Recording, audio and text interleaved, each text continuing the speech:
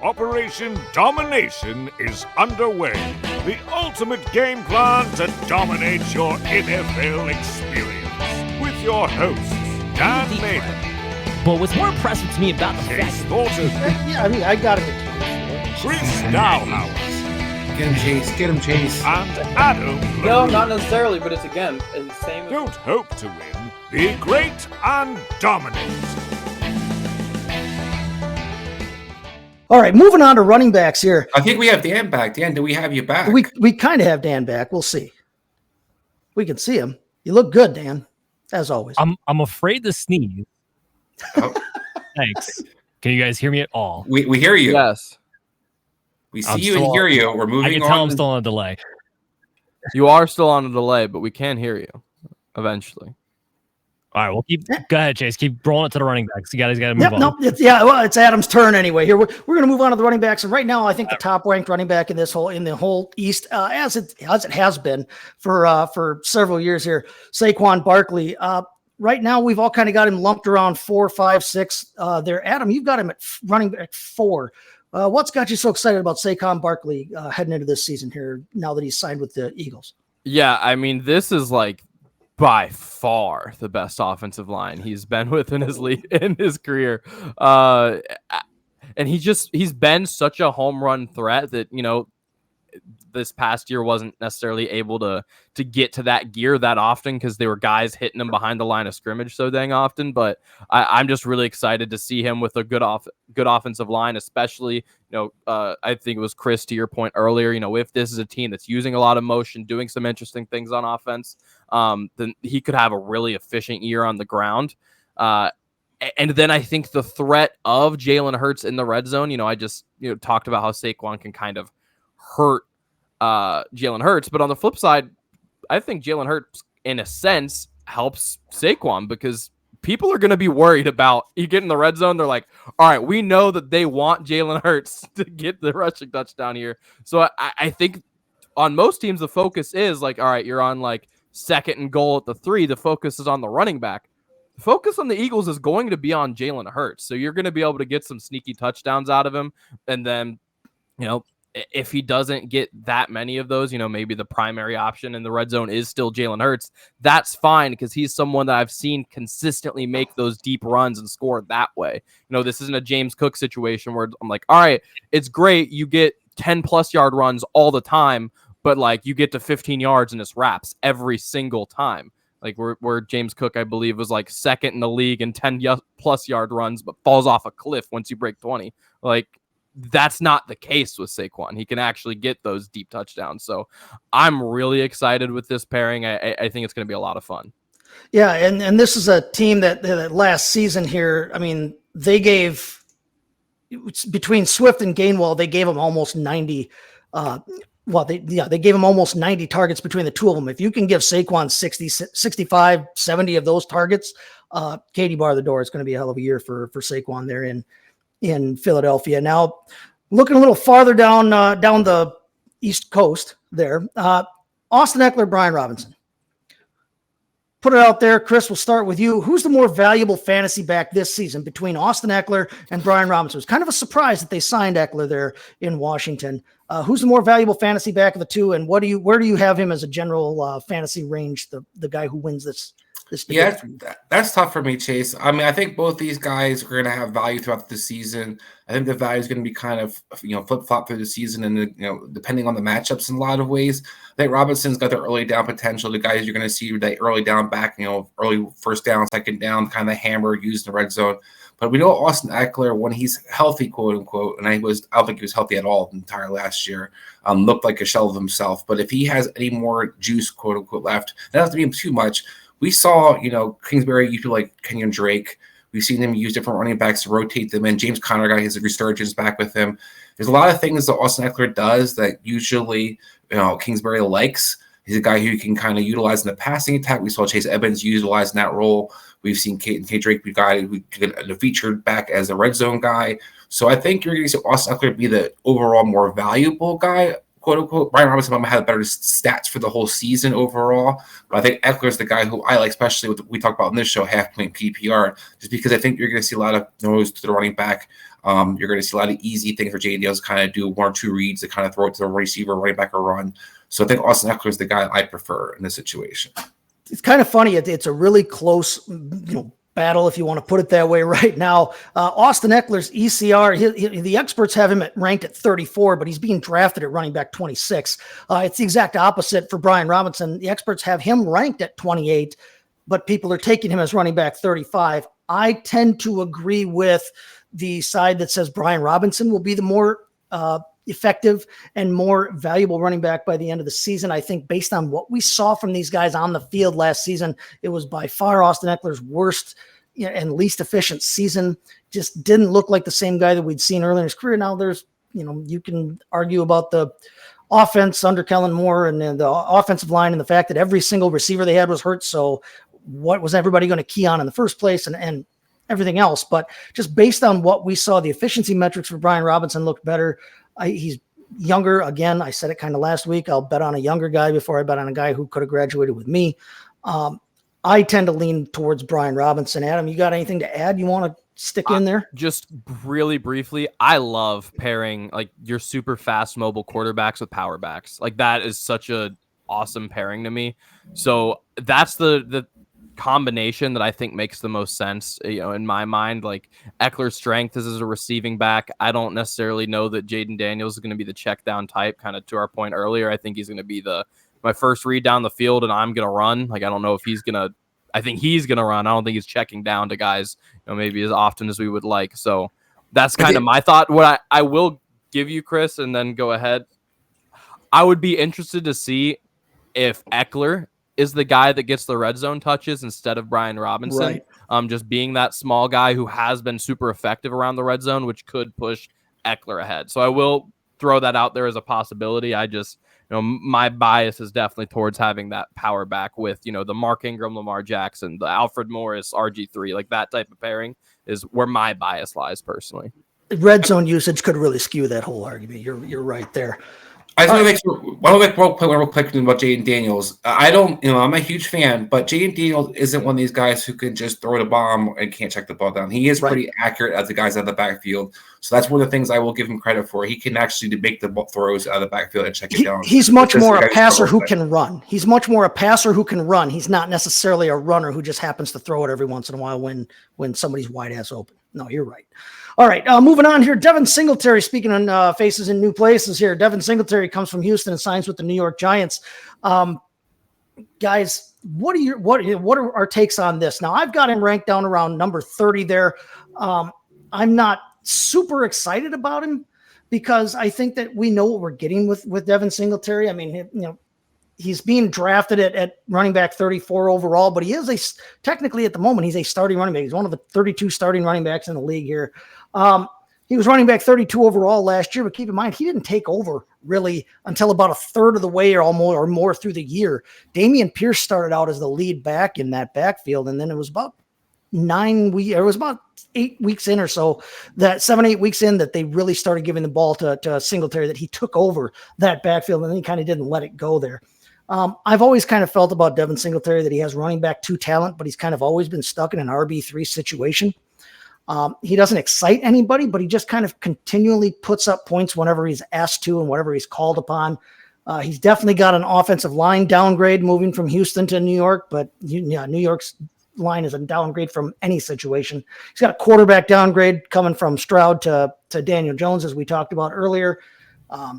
You've got Tyrone Tracy, who's kind of lurking there. I'm not worried about Eric Gray at all. I think that we know what Eric Gray is at this point in his career, and he's good enough to be on a roster, but not necessarily good enough to threaten anybody's job. I think that unless Singletary gets hurt, this is his job all season, and then we'll see what we've got in Tyrone Tracy. But anybody else have any thoughts on Devin Singletary here, or where do you guys see him shaking out here as we enter draft season here? How do you want to jump in on that one? Because I'm not a big Singletary fan. Yes, there's Dan. There's Dan. Yes. If Dan wants to talk about Devin Singletary, go for it, dude. All right. My call enough to participate. Yeah. So I just want Devin Singletary is one of those guys who kind of falls in a tweener situation here, where on one hand it's kind of like the Zeke effect.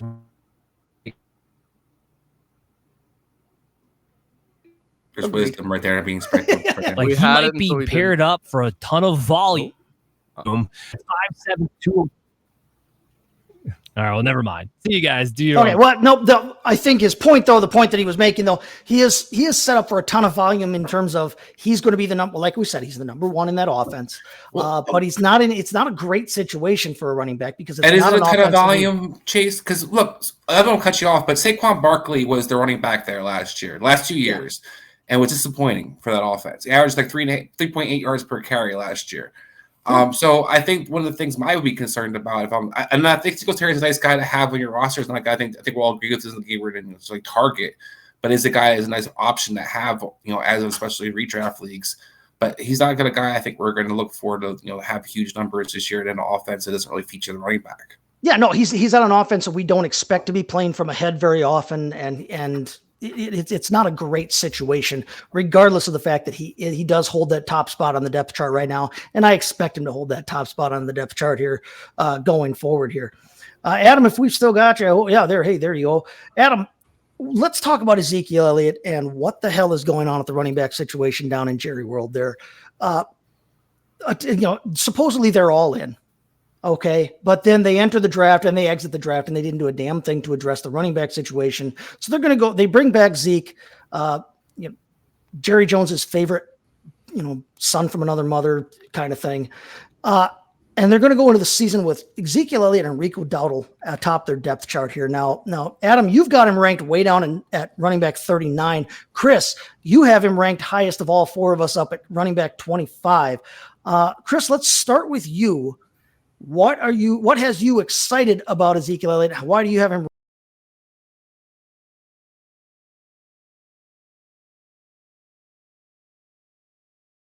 As we're all gone.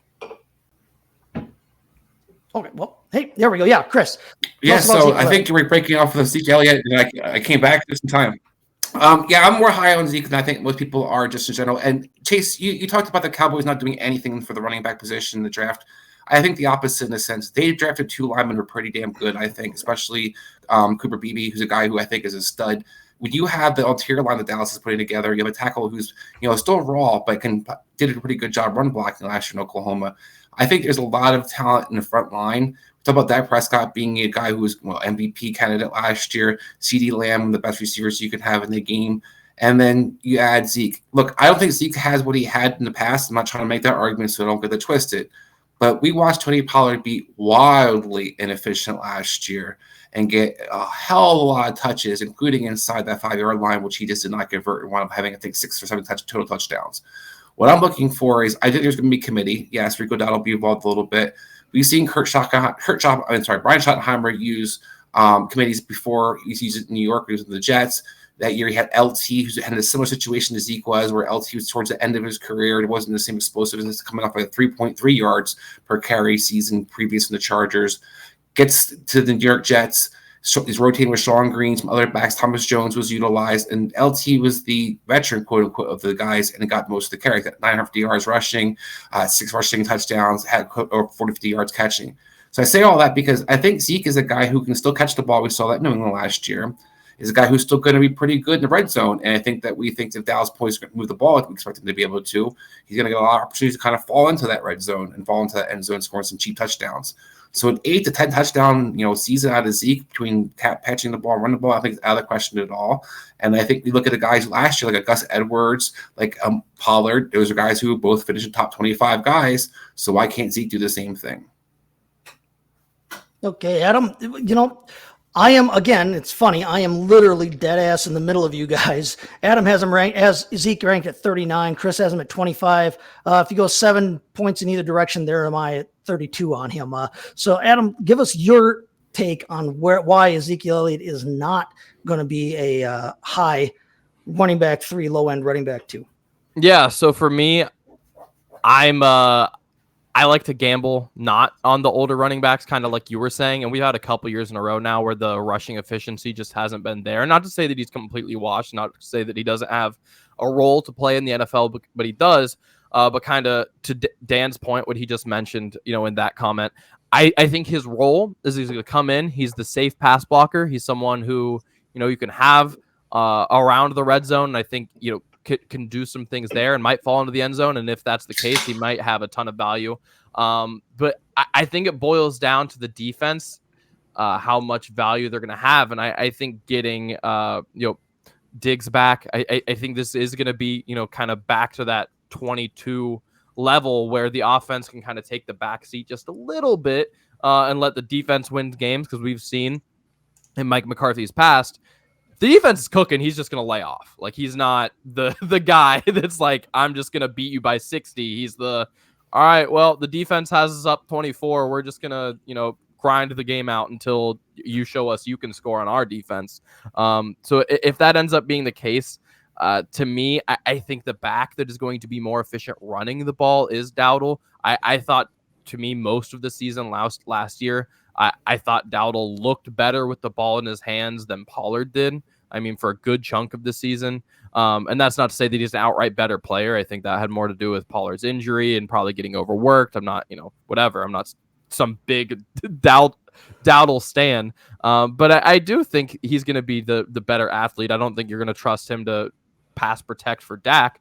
But if that's, not really where the value is coming from, if it's all right, like, we're up, go rush 15 times, that's great. And then I think the other piece of it for me is that into that same type of situation, when we saw Zeke and Pollard, it was the change of pace back that was the value guy that, was getting fantasy points. And I think that's kind of the situation that Dowdle, again, is going to kind of come into, where it's Zeke run, Zeke pass protect. Then next, suddenly, oh, we have a fast guy. We have the guy that's not 33 and can actually run a 4.5 still. And he's hitting the edge. And suddenly we're playing to a speed that we haven't been playing for the last, 4 snaps. I just think, to me, that's the gamble I like more. And that's not to say that I have Dowdle much higher than I do Zeke. I don't have either Cowboys back crazy high. But to say, like, if I'm doing a 0 running back build and I'm just gambling on running backs at the end of the draft, just last couple rounds, like, all right, I'm gambling on you. Dowdle's the guy I'm coming away with personally a lot more often than I am Zeke. All right. I'm going to lean Chris on this one, Adam, and let me tell you why here. You mentioned it kind of yourself, and to Dan's point, Dan flashed a comment up on the screen earlier. He said Zeke's value has to come through that passing game and falling in the end zone. I think he is their short yardage back between the two. I think he's going to have those carries. I think he showed last year he's not a 300 touch per year guy anymore, but he handled a hell of a lot more work last year, I think, than we all thought he would. 184 rushes. Yeah, being quote unquote the backup to Ramondre Stevenson there. And hey, Tony Pollard in this offense last year saw 67 targets. Ezekiel Elliott up in New England saw 65 targets at this stage in his career. He does not have to come off the field. He may be their short yardage back, but he does not have to come off the field on third down because, like you said, he is a pass blocker, and he is one of the best pass blocking running backs in the league, certainly better than Rico Dowdle. This is a team that is going to have to pass, but when they do run, I think they are going to want to go through Zeke. I honestly have not seen much from Dowdle to this point in his career to make me think that you want to put a ton of faith in him. I think he will be a clear backup in this offense. You seem to think it'll be much more of a committee. If you do think it's much more of a committee, then there's value to be had here in this offense because we know it's going to be a high scoring offense. I tend to lean more with Chris that I think that at least for a year, Zeke is going to get higher usage in this offense. But you make good points about the fact that, he's not a 300 touch per year guy anymore. Dowdle will have a role in this offense. Couple of real quick running back hits here. Let's do quick responses here. Tyrone Tracy, Eric Gray, who's the handcuff you want to Singletary up there in New York? Adam, Tracy, Chris. Dynasty-wise, Tracy for sure. Redraft, neither, but maybe Gray. All right, there you go. And then moving on to the backup situation there in Philadelphia, Kenneth Gainwell, Will Shipley. I will take Shipley. Who you guys got? Chris, you first on this one. I'm going to go with Kenneth Gainwell. I am not a Will Shipley fan. I'll continue to say that. I think this guy's not think special, and I don't think he's going to get a lot of playing time. Adam? I'm not a fan of either of them, but I'm going to go with Gainwell because I do know that Gainwell loves him some – or not Gainwell. Sirianni loves him some Gainwell for no reason.